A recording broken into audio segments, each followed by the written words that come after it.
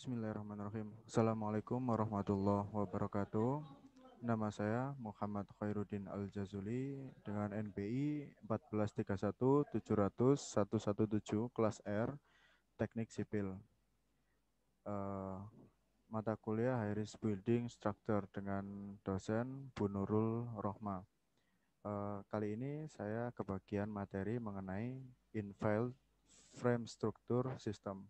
Apa itu infill frame structure system?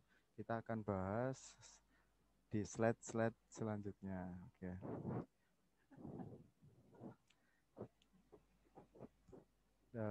Definisi dari infill frame structure system adalah sistem struktur rangka terisi terdiri dari kerangka balok dan kolom yang sebagian isinya diisi dengan pasangan bata, beton bertulang atau dinding balok.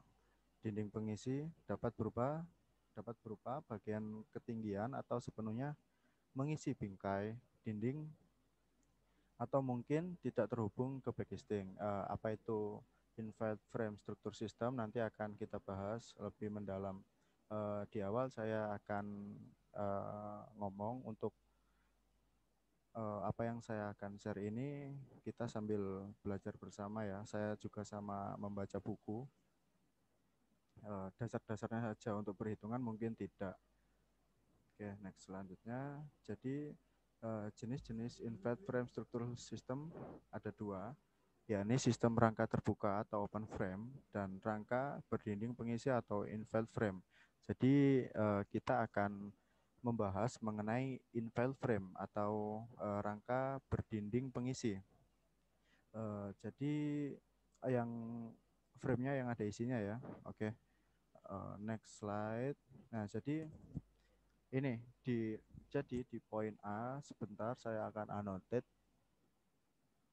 text mouse aja wes mouse. Nah, jadi uh, di poin A ini adalah rangka telanjang atau bukan infill system ya. Jadi dia di tengah-tengahnya strukturnya tidak ada pasangan bata di sini atau pengakunya buat stiffness atau pengaku. Yang B adalah rangka penuh atau infill system dengan bingkai. Ini tuh bingkai. Jadi balok dan kolom adalah yang dimaksud bingkai adalah balok dan kolom. Terus pengisinya adalah pengisinya adalah batu bata. Ini adalah infill system atau rangka penuh. Bingkai yang terisi ya. Oke. Next slide.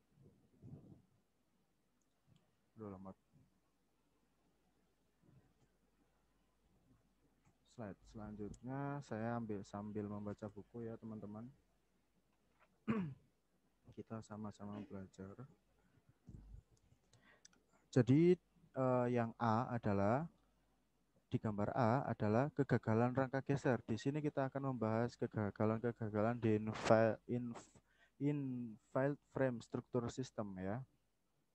Yang di poin A itu adalah kegagalan rangka geser baik bentar saya annotate ya. Baik di kolom, baik di beam ataupun di isiannya atau infill frame.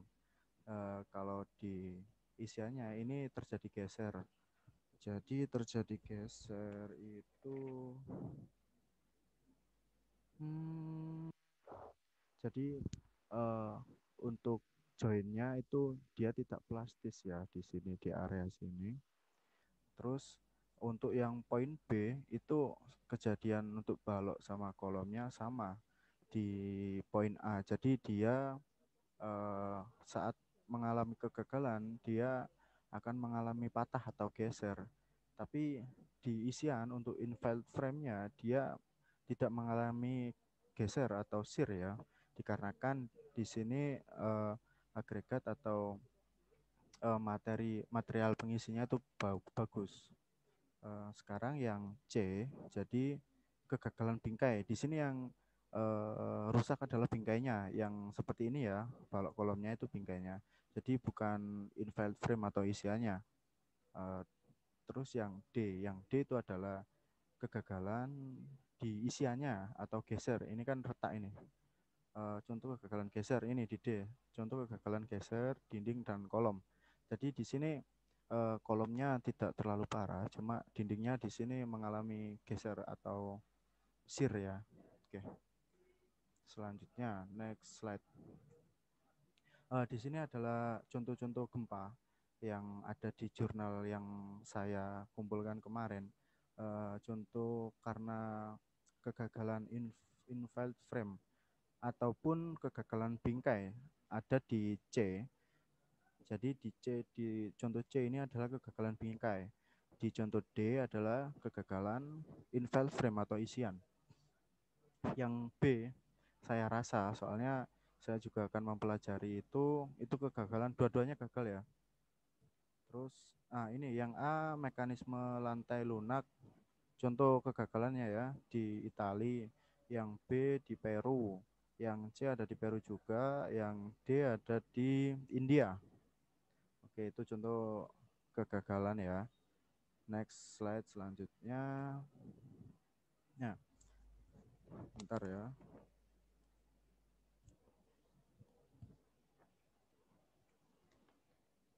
Oke. Jadi di sini adalah infield frame struktur sistem dengan model elemen untuk panel pengisi.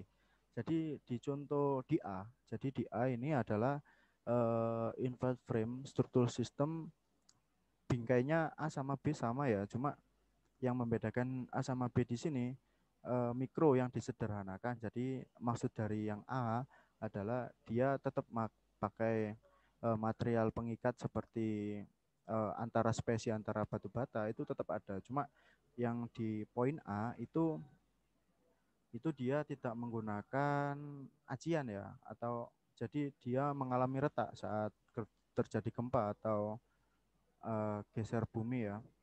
Terus yang B dia mengalami geser, tapi untuk isian atau infield frame-nya dia tidak mengalami geser atau patah gitu ya. Nah, untuk yang poin C atau D ini sama, dia menggunakan stiffness atau bracket. Jadi untuk pengakunya dia ditambahi kayak stiffness atau bracket ya di sini. Annotate draw. Nah, jadi di sini dia ditambahin kayak pengaku gitu ya, bracket gitu ya, kayak jarum keras gitulah. Kalau melihat cara kerjanya yang saya pelajari di jurnal yang saya uh, pelajari tadi. Oke, untuk next slide itu adalah di sini model elemennya ya, yang saya bahas barusan. Untuk next slide. Nah, next slide slide 8. Jadi di sini adalah struktur elemen balok dan kolom.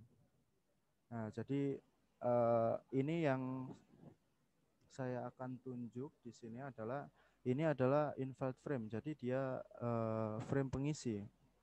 Terus yang tegak vertikal sama yang horizontal ini adalah frame-nya atau bingkainya.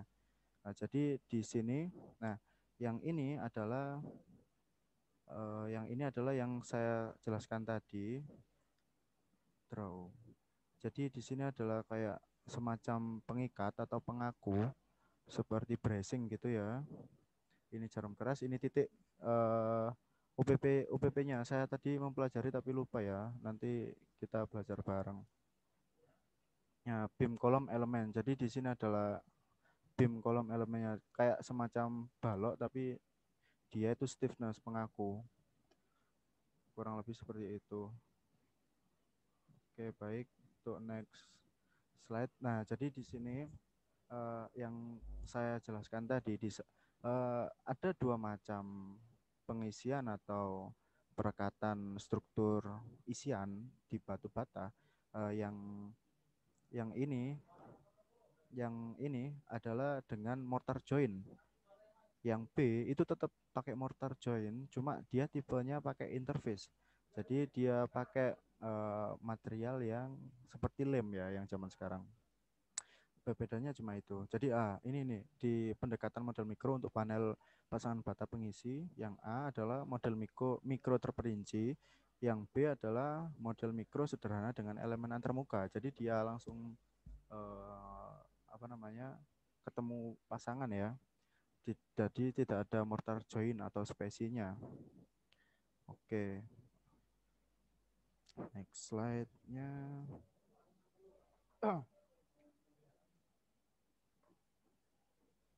Next slide. Oke, next slide. Jadi ini adalah model mikro yang diusulkan oleh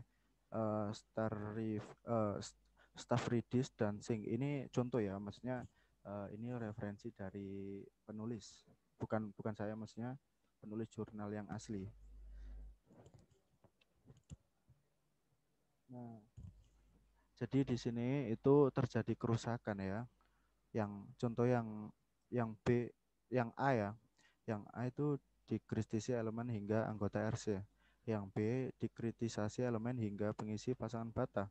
Yang C deformasi numerik dan pola kegagalan dari rangka beton bertulang yang terisi. Nah, jadi di sini contoh contoh pemasangan yang perlu dikasih infill frame atau cuma dikasih apa namanya kayak rangka gypsum galvalum gitu aja. Nah, di sini penempatan-penempatannya brick interface elemen, interface or mortar. Jadi yang perlu ada pasangan untuk infill frame itu kita letakkan di sini biar tidak terjadi kegagalan di struktur yang akan kita buat.